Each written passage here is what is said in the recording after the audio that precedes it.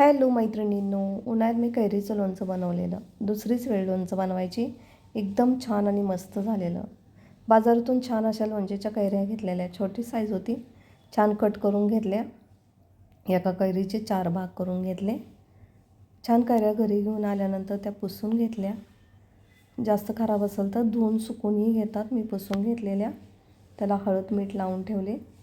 हे रात्रभर ठेवायचं आहे आपल्याला.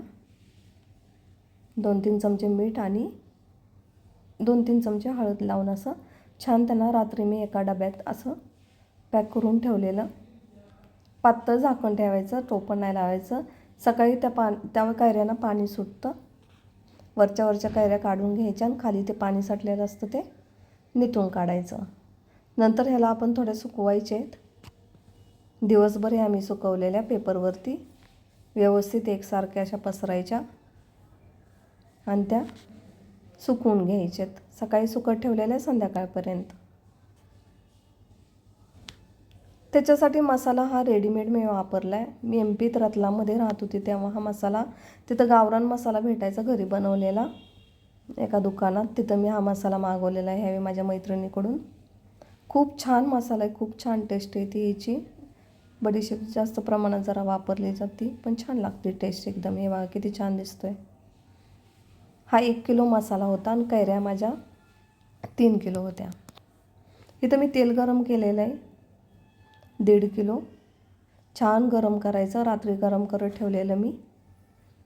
आणि इथं थोडंसं तेल मी गरम केलं आहे कोमट आणि त्याच्यात मसाला हा मिक्स केलेला मी.